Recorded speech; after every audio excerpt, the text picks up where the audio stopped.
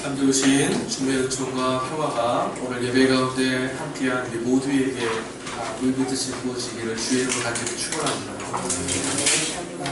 제가 개인적으로는 몸도 안 좋고 건강도 안 좋지만 더 우리가 상심되는 건 오늘의 살아가는 세상에 얼룩진 아픔과 슬픔의 이야기들이 너무 많아서 그런 것 같아요. 대림절이 기다려지는 이 깊은 네 번째 주일을 맞이해지는데 성탄이 이제 바로 눈앞에 와 있는데 하나님의 기쁨의 소식이 바로 눈앞에 와 있는데 그럼에도 불구하고 우리가 살아가는 세상은 자꾸 아픈 이야기들만 가득한 것 같습니다. 그러나 여러분, 슬픔이 깊어질수록 우리에게 다가오는 기쁨의 이야기들은 더 큰 가치를 갖는 줄 믿습니다. 암담함이 짙어질수록 하나님의 구원은 더 큰 능력으로 우리와 함께 하실 줄 믿습니다.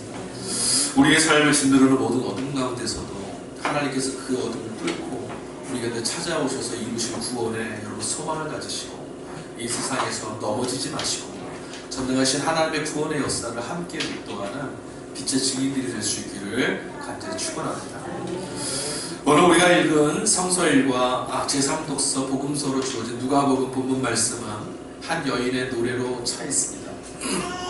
제가 이 본문의 말씀을 지난주에 이미 오늘 설교로 정해놓고 말씀을 준비하고 있었는데 아까도 말씀드렸다시피 지난주 주중에 있었던 한 참사 때문에 이 노래가 노래로 들리지 않는 거예요.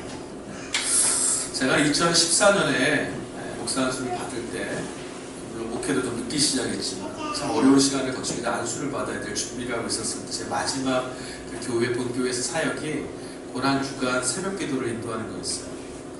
새벽기도를 인도하면서 멋지게 마무리를 하고 부활절에 빵빠레를 뻥 터뜨리고 이 교회 사역을 마무리 지어야겠다 생각하고 있었는데 주중에 엄청난 사건이 터졌죠. 기억하십니까? 2014년에 세월호 사건이 터졌어요. 그 주간에 저는 설교를 할 때 참 어려웠습니다. 저는 아마 평생토록 제 목회의 연수가 언제까지인지 모르겠지만 그 2014년에 있었던 고난주간을 평생 잊을 수가 없을 것 같아요. 그 고난주간을 뚫고 부활절을 소망으로 바라보면서 지내왔던 그 한 주간이 정말 견디기 어려웠어요. 그때 많은 심적인 질문이 내 안에서 늘 일어났었습니다. 과연 목사란 무엇인가? 목회를 해야 할 것이냐? 안수를 받아야 될 것이냐? 이 절망의 땅에서 통곡하는 어미들에게 목회자가 가서 무슨 위로와 소망을 줄 수 있을까? 우리가 전하는 메시지가 삶 가운데서 눈물을 흘리는 그들에게 정말 얼마나 큰 위로가 될 수 있을까? 내가 이 사역을 하나님의 기쁨의 이유를 그들에게 전하여서 그 슬픔과 눈물을 툴툴 털어버리고 일어날 수 있도록 도와줄 수 있는 영적인 어떤 그 지지할 그릇이, 지지할 손이 되어줄 수 있을까? 참 어려운 시간이었어요. 그런데 이번 주간에 또 이런 딜레마에 제가 부딪히게 됐어요. 오늘 본문의 성경 말씀은 하나님의 이름을 찬양하고 찬미하는 노래로 가득 차 있는데 한 여인이 부르는 하나님을 노래하는 이 찬미가 아름답게 흘러넘치고 있는데 오늘 우리가 막상 살고 있는 이 땅에서는 이 땅의 어미들은 눈물로 울고 있더라는 거예요. 이게 참 어렵죠. 성경 속에 나타나는 여인들은 하나님을 찬미하고 하나님의 역사와 영광을 노래하는데 하늘의 천사들과 땅에 있는 이들도 함께 그 노래에 동참하는데 왜 그 은혜를 입어야 되는 그 은혜 안에 살고 있는 우리는, 이 땅에 있는 우리는 여전히 통곡하고 있습니다. 여러분, 오늘 이 성경 본문을 마리아의 창가라고 표제가 붙어 있습니다. 마리아, 여러분 다 아시다시피 예수 그리스도를 잉태하였던 어머니입니다. 이 한 여인에게 하나님께서 찾아오셨어요. 그의 천사를 보냈습니다. 가브리엘입니다. 그가 찾아와서 무엇을 말하였죠? 하나님께서 그의 아들을 너의 몸을 통하여서 이 세상에 보내실 것이다. 그리고 그가 바로 이 땅을 구원할 그리스도 메시아이시다. 이 얘기를 전하여줬습니다. 여러분, 찬가라는 것은 찬미와 영광, 찬양이란 말이에요. 여러분, 우리는 보통 어떨 때 찬양을 하고 어떨 때 하나님의 이름을 찬미합니까? 우리가 혹은 개인이나 공동체나 모두가 다 신께 올려드리는 찬미와 찬양은 언제나 동일한 것 같아요. 내게 뭔가 기쁜 일이 있을 때, 내게 뭔가 분명한 환희와 어떤 즐거움이 경험되었을 때 이 일을 이룬 원동력이 신께 있다라고 우리가 인정하고 그 신께 경배 올리는 건 이 찬미거든요. 이게 찬가예요. 마리아가 지금 하나님께 찬가를 올리고 있어요. 46절부터 56절까지 10절에 걸쳐서 그에게 찾아오셔서 말씀해 주신 하나님의 이름을 높이 올려드리고 있습니다. 이 찬양의 깊이가 깊어 보이고 마리아의 즐거움과 기쁨이 깊다고 생각되는 순간 오늘 우리도 이런 노래를 같이 부를 수 있을까라고 하는 질문이 갑자기 떠오르는 거예요. 여러분, 우리는 아까 예배 전에 하나님의 영광을 올려드리면서 경배와 찬양을 했습니다. 경배와 찬양을 하는 우리들 각자가 살아왔던 지난 한 주간의 삶은 다 다를 거예요. 어쩌면 지금 이 경배와 찬양을 들으시면서도 하나님께 올려드리면서도 내 마음은 여전히 무거울 수도 있어요. 아니, 어쩌면 마음은 무겁지 않아도 삶의 자리야말로 정말 치열하게 살고 계시는 분도 있을 수 있어요. 그러나 우리는 오늘 이 자리에서 하나님께 경배와 찬양을 올렸습니다. 간절히 소망하기는 제가 아까 찬양을 하면서 계속 간절히 바랐던 것은 이 찬양과 경배가 하나님께 올려드린 것은 당연하거니와 이 경배와 찬양을 같이 함께 부르며 하나님 높여드리는 우리 성도들 모두에게도 찬미와 찬양의 이유가 풍성해지도록 주님 은혜를 베풀어 주십시오. 사랑하는 성도 여러분, 여러분의 삶 가운데 성실하시고 사랑이 많으시고 인자하신 하나님의 은총과 자비가 풍성하게 함께하기를 주의 이름으로 간절히 축원드립니다. 우리 시대는 찬가를 부를 수 없는 시대입니다. 우리 시대는 하나님을 높여드리고 경배하시는 기쁨과 환희가 많지 않습니다. 우리가 살아가는 이 땅은 감사할 일들보다는 절망과 슬픔이 일상 속에서 늘 반복되어져가는 그런 삶입니다. 돈에 정신을 놓고 영혼을 팔아서 결국에는 나의 가족과 이웃의 생명을 희생시키는 그런 잔인한 세상을 우리가 살고 있습니다. 사람보다는 어떤 결과물이 더 눈에 잘 보이는 시대입니다. 사람을 이야기하면서도 상품의 가치 하나만큼도 사람을 보지 않아요. 그것이 내 얘기가 됐을 때만 사람이 되지, 내 얘기가 아닐 때는 옆에 있는 사람 누구 하나 아파서 뒹굴고 쓰러져 슬피 울고 있어도 관심도 갖지 않습니다. 제가 자주 하는 말 중 그런 말씀드리죠. 내 손가락 사이에 끼인 바늘 가시 하나가 옆에서 눈물 흘리며 죽어가는 한 사람의 고통만보다 더 크게 느껴지는 게 우리들의 삶이잖아요.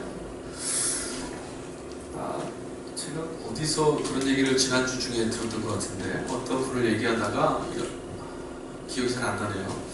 어떤 분이 누구에게 관심도 가져주고 그 옆집에 사시는데, 제가 어디 모임에 갔다가 어떤 목사님하고 우리를 소개해준 어떤 자매님하고 서로 아는 사이라서 어떻게 하셨어요? 이런 인사를 드렸는데 그러는 거예요. 제가 저분을 어떻게 알아듣냐면 항상 하시는 목사님 말씀이 저희 어머님이 저분의 윗집 사세요. 그런 얘기를 하는 거예요. 그래요? 2년이래요. 근데 그분이 매일 가서 그 어머님이 연로하시니까 잘 계시는지 확인한대요. 가끔 전화가 온대요. 아무런 이기적이 안 들리니까 목사님 빨리 좀 가보라. 걱정해 주는 거죠. 그래서 그러면서 그게 인연이 돼서 내가 여기까지 왔고 이 후원회까지도 오게 되고 발목이 잡혔어요 라고 웃으면서 얘기하는데, 저는 그때 마음이 참 부러웠어요. 그리고 참 행복했어요. 제가 그 식탁에서 그런 얘기 했거든요. 제가 이렇게 웃을 때 웃음의 자리를 이렇게 너무 진지하게 만드는 은사가 있어가지고 분위기 확 다운시켰어요. 제가 정말 행복하네. 또 왜요? 막 웃고 있는데 재밌어요. 옆에서 사람이 살고 있다는 것을 관심을 갖고 돌아볼 수 있는 세상 참 좋네요. 옆에서 사람이 죽어가도 아무도 몰라. 한 달이 지나고 2달이 지나 시체 썩는 냄새가 나야 신고를 하는데 참 감사한 일입니다. 그리고 그것이 그 자매님이 그리스도인이라는 게 참 행복합니다. 그 얘기를 했어요. 우리가 살아가는 이 세상은 시대가 바뀌고 앞으로 세월이 바뀌고 과학이 발달하고 살만해지고 경제력이 좋아져도 지금 우리가 이야기했던 이 상처와 아픔과 분류를 절대 벗어나지 못할 거예요. 어쩌면 인간이 쌓아놓는 바벨탑이 점점 높아질수록 우리 안에 있는 생명에 대한 기쁨과 즐거움과 환희의 이유는 점점 줄어들 수밖에 없을 거예요. 그게 돈의 신이 강요하는 세상 끝입니다. 누군가의 희생을 딛고 일어서야만 하는 경쟁의 땅에서 희생하고 용서하고 사랑하고 착하게 살고 정직해라 이렇게 가르쳐주기보다는 남들보다 더 지혜롭고 남들보다 더 빠른 몸으로 손해보지 말고 적당히 살아내라고 가르칠 수밖에 없는 세상이 바로 우리가 살고 있는 세상입니다. 이웃의 아픔과 절망을 제 몸에 난 생체만도 못하게 여기는 땅에 살면서 하나님이 나를 내 가족을 돌보시고 은혜를 부어주셨다면서 과연 내 바람과 옅은 꿈 따위 이루어졌다는 찬가를 우리가 부를 수 있을 것인가? 이게 저희 한 주간의 숙제였어요. 우리는 모두 하나님 앞에 간절한 소망을 안고 주의 도우심과 이끄심을 바라보며 사는 사람들입니다. 그리고 정말 하나님께서는 우리의 걸음걸음마다 놓여있는 소망과 걸음들을 돌보시고 인도하셔서 우리에게 좋은 것들을 베풀어 주시는 좋으신 분이시기도 해요. 그런데 우리에게 주어진 그것들 때문에 우리가 과연 찬가를 부를 수 있냐는 거예요. 우리에게 주신 것이 너무 감사하다고 내 배를 좀 채우고 내 살림살이가 좋아지고 내 삶이 조금 윤택해지고 나의 문제가 해결됐다고 해서 우리가 오늘 하나님의 이름을 찬가를 부르는 마리아처럼 함께 부를 수 있는 그 땅에 살고 있느냐? 그렇지 못하다는 거죠. 오늘 우리가 함께 읽은 이 본문 말씀, 대림절 4주 성서일과에서 주어진 이 복음서 말씀은 여인 마리아의 찬가로 가득 차 있다고 제가 말씀드렸어요. 예수 그리스도의 어머니 마리아에게 천사 가브리엘이 찾아와서 너에게 하나님의 아들이 임하고 너의 몸을 통해서 태어날 거다. 그래서 마리아가 노래를 부릅니다. 하나님 감사합니다. 하나님 영광스럽습니다. 하나님 대단하신 분입니다. 오늘 본문의 말씀 보니까 능하신 손으로 이 비천한 여종에게 놀라운 일을 행하셨습니다 라고 노래하고 있어요. 그런데 마리아의 찬가는 분명 우리가 일상적으로 부르고 또 우리가 그렇다라고 생각하는 찬송이나 찬미와 찬가와는 그 처한 상황이 전혀 다릅니다. 마리아의 찬가는 나 자신의 탐욕에 기대는 사치스러운 소원 성취에 대한 반응이 아니었습니다. 마리아의 찬가는 오늘의 아픔을 극복해내야만 하는 신앙의 역설에 기대어 있는 노래입니다. 오늘 내 삶은 전혀 바뀌지 않았지만 전혀 생각하지 않았던 정말 패망하는 죽음의 자리에 소식이 내게 들려왔지만 그러나 하나님이 나와 함께 하시니 나는 일어설 것이다 라고 하나님이 이끌어가신 내일이 저기 있다라고 하는 신앙으로 오늘의 이 삶을 넘어서야만 하는 자의 노래예요. 그러니까 이 노래 안에는요, 마리아의 찬가는 잘 불러보면 이 안에 그냥 행복해가지고 뛰어노는 아이의 노래가 아니라 한이나 억울함이 되어있는 것 같아요. 우리 한국 땅에도 여인들의 그 한이라는 게 참 대단하지 않습니까? 지난 역사 가운데 우리 어머니들, 우리의 누이들, 우리의 딸들이 경험해왔던 이 삶의 자리는 정말 무거웠습니다. 그게 얼마나 짙고 무거운 시간이었는지 한이라고 하는 문화의 코드가 되었죠. 이 마리아가 처해 있는 삶의 자리는 정말 기쁜 일과 소망이 전혀 없는 땅이었어요.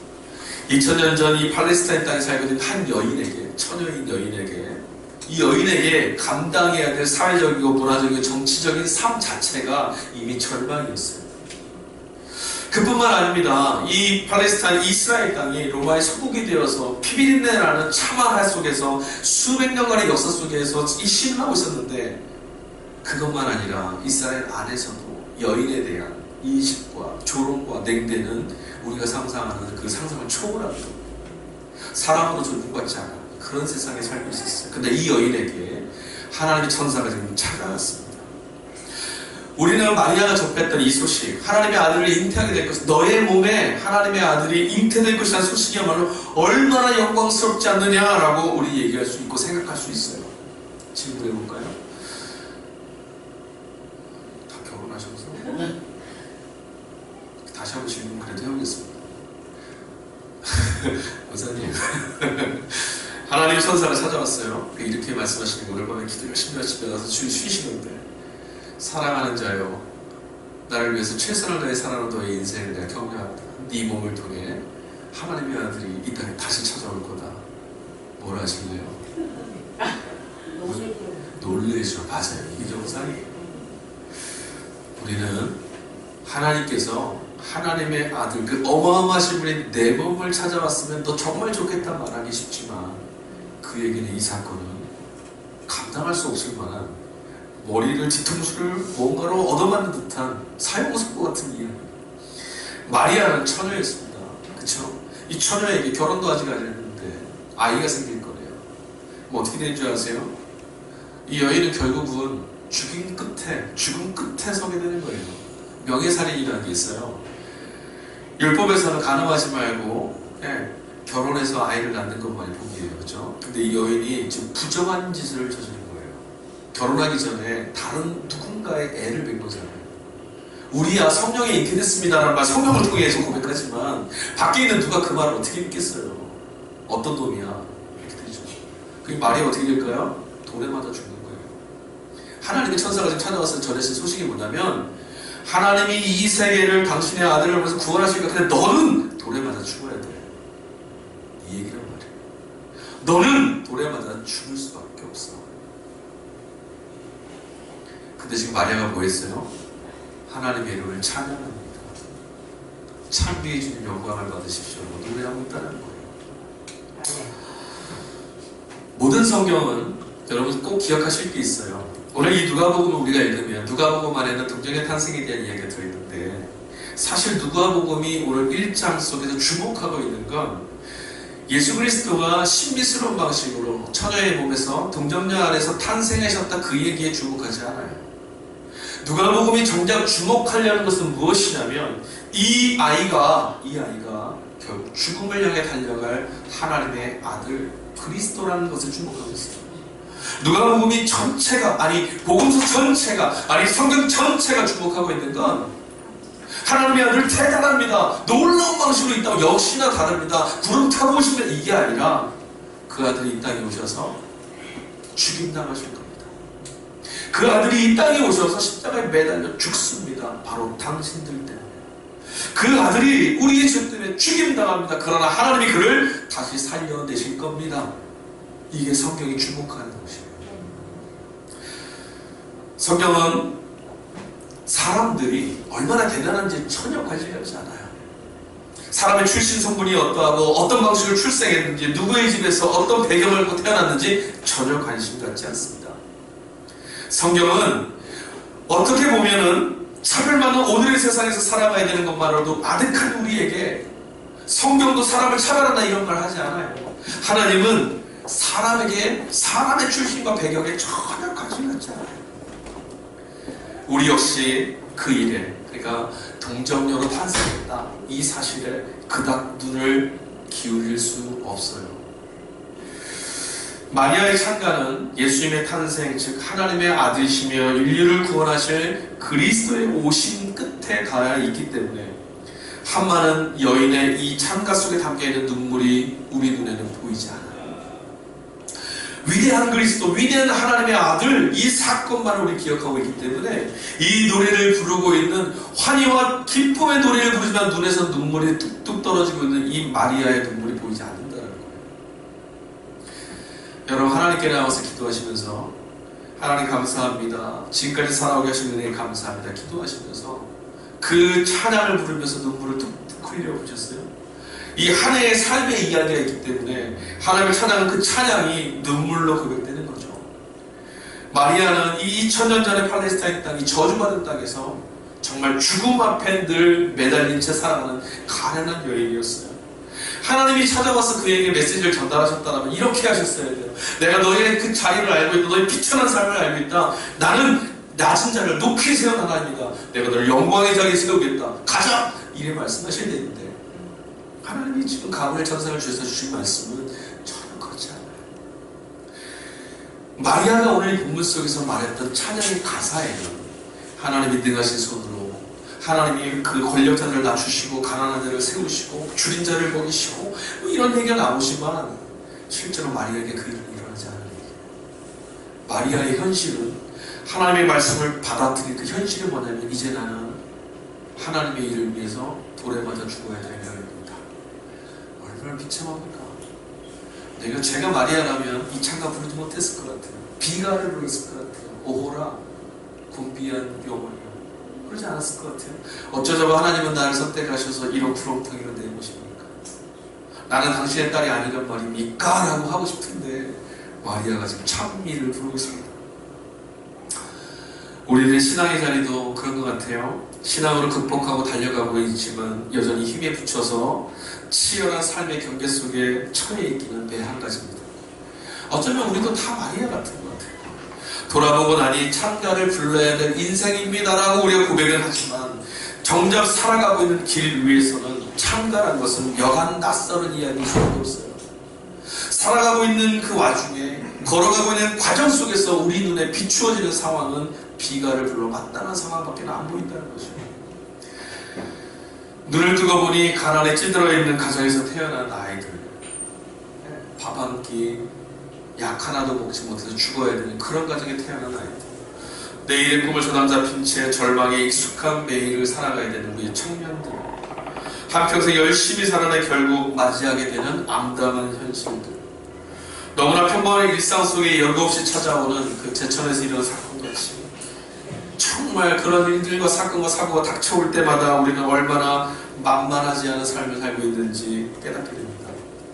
그러고 보면 삶 속에서 가질 수 있는 기쁨이나 만족이라는 것은 결국 우리의 눈에는 보이지 않는 것 같아요. 보인다고 생각했지만 잡을 수 없는, 마치 무지개처럼 저기 있는 것 같은데 가보면 없고, 잡을 수 있을 것 같은데 손을 내밀면 허공인 그런 것들이 우리의 삶의 기쁨과 환희와 만족이 아닐까 싶은 자괴감도 드러납니다. 기쁨과 환희라는 것이 찬가를 부를 수 있는 이유라는 것이 마치 내일에 유보되어 있는 것만 같아요. 오늘은 찬가를 못 부를 것 같아요.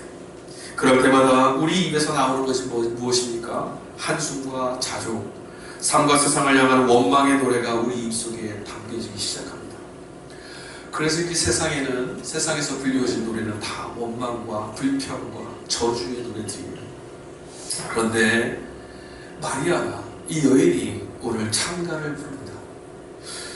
이 찬가 속에서 하나님을 찬미하는 이유를 마리아에게 6가지 정도 소개하고 있어요. 찬양의 본질적인 이유는 48절 상반절에 나와 있는 것처럼 하나님께서 여종의 비천함을 돌봐주셨으니 내가 주님을 노래합니다 라고 시작해요. 그런데 그 여종의 비천함을 돌보신 내용이 무엇이냐, 48절 후반절에 보니까 만세의 복이 있다, 일컬음을 이제 내가 받게 될 것입니다. 그러니 내가 하나님을 찬양합니다. 49절에는 또 이렇게 되어 있어요. 하나님께서 큰 일을 행하실 것이기 때문에 주님을 찬양합니다. 50절, 하나님을 두려워하는 이들에게, 하나님을 경외하는 이들에게 긍휼을 베푸시는 분이시니 하나님을 찬양합니다. 51절, 하나님의 능력을 나타내셔서 생각이 교만한 이들을 흩어버리실 것이니 내가 주님을 찬미합니다. 52절, 권세 있는 이들을 낮추고 비천한 자들을 높여주실 것이니 하나님의 이름을 찬양합니다. 53절, 줄인 자들을 배불리 먹여주시고 부자는 빈손으로 내보내실 것이니 주의 이름을, 이렇게 이스라엘을 기억하시고 긍휼을 베푸실 것이니 주의 이름을 찬미합니다. 이 46절부터 56절까지 있는 찬미의 이야기들을 잘 들어보니까 왜 가슴이 뛰는지 모르겠어요. 정말 이런 땅이, 이런 시대가 이루어지기를 소망합니다. 하나님께서 인간의 모든 악을 무너뜨리고 교만한 자를 낮추고 하나님을 경외하고 생명을 귀히 여기고 사람에게 겸손하고 하나님의 사랑과 자비를 베푸는 자들을 귀히 쓰시는 세상이 오기를 소망합니다.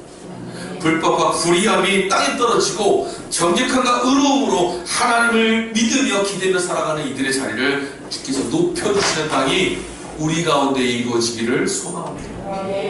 마리아의 입으로 찬미하고 있는 하나님의 행하실 일들이야말로 정말 하나님은 정의로우시구나, 정말 하나님의 나라는 아름다운 나라구나, 누구나 고백할 수 있는 그런 땅인 것 같아요. 그런데 있잖아요 여러분, 마리아가 지금 고백했던 이 이야기들, 이러하시니 하나님을 찬양합니다 라고 하는 이 이야기들, 자신의 삶 속에서 고백되고 있는 이 찬양이 가만히 들여다보면 이미 이루어진 일이 아니라는 겁니다.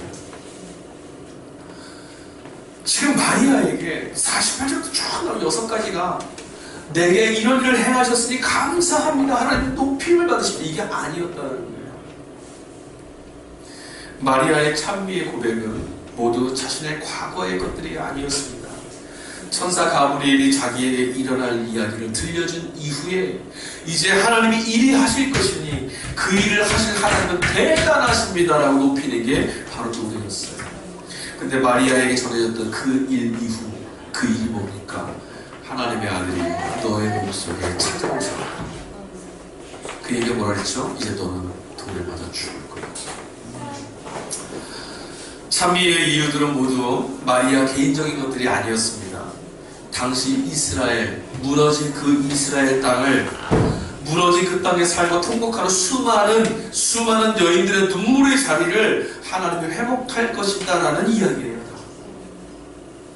마리아, 네가 지금 가슴이 아프고 가슴이 절절히 메어서 돌에 맞아 죽을 이 비참한 인생 때문에 가슴이 아프지, 근데 이 땅에 나를 향해 눈물 흘리는 수많은 어미들입니다.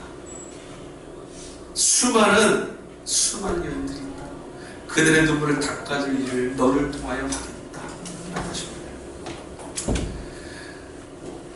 피폐해진 땅, 호가호위하면서 내 인생 하나 권력이 아첨하고 아범에 살고 있는 그런 세상이었는데, 가난하고 힘없는 사람들은 늘 소망 없는 절망을 밥으로 먹으며 사는 그 땅이었는데, 지금 하나님이 이 여인 마리아의 입을 통해서 하나님이 이런 일들을 이 여인의 몸속에서 태어난 한 아이의 탄생으로부터 이 땅에 이루실 거라는 약속을 하셨다는 거예요. 여러분, 세상이 너무 힘들면 사람은 두 가지 결정을 하게 됩니다. 그 둘 중에 하나를 선택하는 것 같아요. 하나는 어차피 이 될 거 될 대로 되라 포기하는 사람. 또 하나는 어차피 이 될 거 왜 손해보면서 살아? 악의 기대서라도 행복하고 배불리 살아야지. 두 개 중에 하나를 선택하는 것 같아요. 그러나 마리아는 전혀 다른 제3의 선택을 했습니다. 가브리엘 천사를 통해서 내게 주신 이 말씀, 하나님께서 내게 행하실 그 일들, 나는 또 이렇게 쓰러져 죽을지는 모르지만 하나님은 이 일을 반드시 이루실 분이겠지. 그러니 나는 전능하신 하나님, 올곧고 의로우시며 공의로우신 그 하나님의 말씀으로 사용되는 한 종이 됩니다. 하나님이 이루어질 하나님 나라의 한 걸음이 되겠다라고 지금 결심하고 하나님의 이름을 노래하고 있어요. 나는 이렇게 쓰러져도 괜찮지만 하나님의 역사가 이 땅 가운데 반드시 이루어져야 됩니다. 그의 소망을 갖고 노래하고, 지금은 아니기에 눈물은 흐르고 있지만 침묵하시던 하나님께서 역사를 가로질러 찾아오셨음이 분명하니, 내 배에서 태어난 그 아이를 통해서 하나님께서 이 짐승의 땅을 하나님의 땅을 바꾸실 역사를 시작하시겠으니 얼마나 가슴 벅차냐고 노래하고 있는 거예요. 그러나 역시 그래도 하나님의 행하신 일들은 늘 그렇듯 당장 눈앞에 보이진 않아요. 그렇게 되는 것이 마땅하고 하나님 편에 서는 게 올바른 거는 우리가 다 알아요. 또 그렇게 되기를 바라고도 있어요. 그렇지만 그렇게 변화될 조짐이 보이지 않으니 정말 이게 합당한 걸까? 정말 이게 가치 있는 일일까? 우리 안에서 참 질문이 막 올라오죠. 그런데 마리아가 창가를 불고 있다니 도대체 마리아는 어째서 무엇 때문에 이런 똑같은 갈등의 상황에서도 하나님을 찬미할 수 있는 그런 용기가 생겼을까? 이게 우리의 숙제입니다. 어떻게 이런 일이 가능했을까요? 돌아보니까 하나가 남아요. 누가가 굳이 천사 가브리엘을 등장시켰던 이유가 뭘까 생각해봤어요. 천사 가브리엘이 마리아에게 찾아와서 뭐 했죠? 하나님이 당신의 아들 너를 통해서 이 땅에 보내신 거고 그가 바로 그리스도다. 그를 통해서 성경 안에 예언됐던 하나님의 역사와 나라가 이루어질 거다라는 얘기를 전하셨어요. 천사 가브리엘은 현실의 어떤 갈라진 틈일 수도 있어요. 무슨 말이냐면 이런 거죠. 여러분 보세요. 오늘 우리가 살고 있는 이 현실이요, 누구나 다 정직하고 누구나 다 의롭고 누구나 다 사랑을 베푸는 땅이 정말 올 수 있을까요? 여러분 세상만 봐서 그게 가능할 거라 생각하십니까? 보이지 않아요. 절대 보이지 않아요. 성악설과 성선설이라는 게 있죠. 인간은 본질적으로 선하냐? 인간은 본질적으로 악하냐? 여러분 어떻게 생각하세요?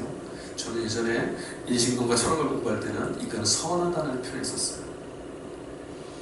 근데 세상을 보면 인간은 선하지 않아요. 우리들의 실존은 악해요. 근데 이 세상이 과연 하나님의 나라로 회복될 수 있을까? 안 됩니다. 되지 않아요. 그게 절망이에요. 제가 젊을 때 한때는요, 나라를 떠나려고 했어요. 도망가려고 했어요. 도미죠. 유학이라는 명색을 걸었지만 다시는 한국 땅에 오지 않을 거야. 이런 마음을 갖고 나가려고 했어요. 정치, 사회, 환경, 이 사람들의 마음 다 이건 아닌 것 같아요. 근데 바꿔질 것 같지 않은 거예요. 절망했어요. 근데 여러분, 그런 땅인데 왜 이곳에 제가 발 딛고 서 있을까요? 하나님의 소망이신 거는 첫 번째이지만 그거 빼고 우리가 살아가는 이 악한 세상 속에서요, 하나님의 사람들이 숨쉬고 있는 것들이 발견될 때 소망이 생겨요. 야, 사람은 다 악해. 나만 이렇게 딱 떨어져 있는 것 같아. 이랬는데 어느 순간 고개를 돌려보니 하나님의 사람이 저기서 신음하면서 자신이 맡겨진 자리를 감당하며 있는 게 보여요. 선한 하나님의 사람들만 보여요. 그럼 뭐가 보이는 줄 아세요? 저 사람들 때문에 바뀔 거야가 아니라, 아, 하나님이 지금 이 땅을 포기하지 않았구나. 아, 하나님이 사람들을 통해서 지금도 일하고 계시는구나. 그게 보이는 거죠. 가브리엘 천사는 글쎄요, 정말 날개가 달려서 찾아온 천사이든지 누군지는 알 수 없어요. 그러나 마리아는 분명한 건 하나님의 계시를 통해서 이 절망의 땅에 하나님의 역사가 이루어질 거라는 그 특마음을 본 거예요. 야, 하나님이 일하실 거야. 그래, 끝나지 않았어. 그런 거죠. 모두 다 제 욕심에 취해서 살고 있는 땅인 줄 알았는데, 자신을 희생하면서도 바른 길을 걸어가고 있는 사람들이 있지 않습니까? 아픈 이들의 곁을 지켜내는 사람들, 그런 의인들의 모습이 우리에게 막 보이지 않아요? 불의함에 저항하는 사람들, 폭력과 권력 앞에서도 올바름을 추구하며 하나님의 자녀답게 살아가는 사람들이 이 세상에 있지 않습니까? 우리는 그들을 바라볼 때마다 무엇을 발견하냐면, 그래, 저렇게 하면 돼, 이게 아니라, 그게 아니라 이 암담한 현실 속에서 하나님의 역사가 이루어지고 있다는 것을, 포기되지 않고 있다는 것을 그들 통해서 보게 되는 거예요. 그들이 있기에 우리는 아직 세상이 망하지 않았음을 깨달아요. 네. 저희 아버님이 저에게 자주 하시던 말씀이 있어요. 제가 젊었을 때 아주 냉소적이었거든요. 어마어마한 세상 막 이런 사람이었는데, 아버님이 그러셨어요. 왜 세상이 안 망하는지 아냐? 절대 안 망할 거야. 우리 아버님도 무슬림이신데 첫 번째, 하나님을 믿는 하나님의 사람들이 있어. 그들의 기도가 있는 하나님 절대 포기하지 않아. 또 하나 뭔지 아세요? 하나님의 사람들이 있어. 맞아요.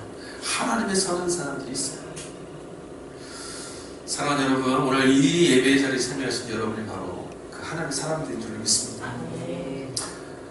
하나님은 그들이 있기에 불의함을 무너뜨리시고 거들을 비우는 교만한 이들의 자리를 흩으시고 정의와 공의, 생명이 싹트는 땅으로 고치실 것을 믿으며 우리 일어서야 합니다.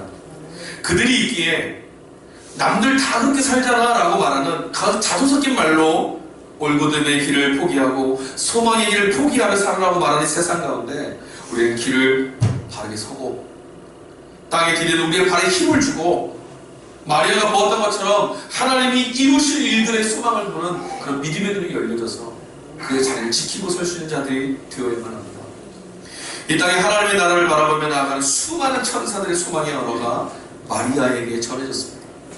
마리아는 차별 없이 하나님의 자비와 사랑을 베풀고 불의함에 온몸으로 항거하며 십자가의 길을 걸어가신 당신의 아들 예수를 통해 이루어질 하나님의 나라, 천사들이 예고했던 대로, 가브리엘이 찾아와서 얘기했던 대로, 지금 자기가 부르는 이 창가의 내용대로 하나님께서 당신의 아들을 통해 이루시는 것들을 보고 있었어요. 비록 당신의 아들이 십자가에서 죽었지만 그 아들이 살아가면서 하나님의 의와 공의를 추구하며 하나님의 자비와 헬세들을 베풀며 살아가는 그 모습을 보면서 하나님 이 아들을 통해서 세상을 귀멸내실 거야, 하나님 이 아들을 통해서 세상을 구원해내실 거라는 소망을 가브리엘이 전했던 그 이야기들을 마리아는 매일매일 확인하며 살았을 거예요. 사랑하는 여러분, 오늘 우리는 대림절 마지막 주를 맞이하고 있습니다. 마리아처럼 하나님의 나라를 갈망하는 우리의 소망과 갈망이 주님의 성탄에 닿아 있습니다. 우리 모두 예수께서 이 땅에 찾아오셔서 그 성탄의 날을 기뻐하고 있고 예수께서 다시 이 땅에 찾아오실 제2의 성탄을 기다리고 있습니다. 그날은 바로 마리아가 49절에 외쳤던 것처럼 능하신 이가 큰 일을 행하시는 날입니다. 능하신 하나님이 우리의 걸음을 통해서 이 땅 가운데 큰 일을 행하실 그날, 그것이 바로 우리가 그렇게 소망하는 성탄의 날인 거예요. 주님이 오시는 날. 하나님께서 행하실 큰 일, 그의 나라를 바라볼 수 있도록 우리의 약속이 되어주셨던 것처럼, 예수님께서 그 약속이 되어주셔서 살아내셨던 것처럼, 오늘 우리는 주의 그 큰 소망의 날을 고난과 소외와 조롱 속에서 버림받은 마리아들에게 전해주고 그들에게 하나님의 역사와 꿈을 볼 수 있도록 이야기해주는 가브리엘이 되어야 합니다. 우리가 이 땅에 있으므로 사람들이 세상을 포기하지 않고 우리가 이 땅에 하나님의 백성으로 살고 있으므로 눈물을 흘리는 마리아들에게, 이 땅의 고난과 절망 속에서 슬피 울고 있는 여인들에게 절망의 땅에서 하나님이 어디 계시냐고 좌절 가운데 있는 그들에게 하나님의 날이 다가오고 있다라고 전하는 그런 천사들, 바로 저와 여러분이 되어야 될 줄로 믿습니다. 대림은 성탄은 바로 그 천사의 소식 전함으로부터 시작됐어요.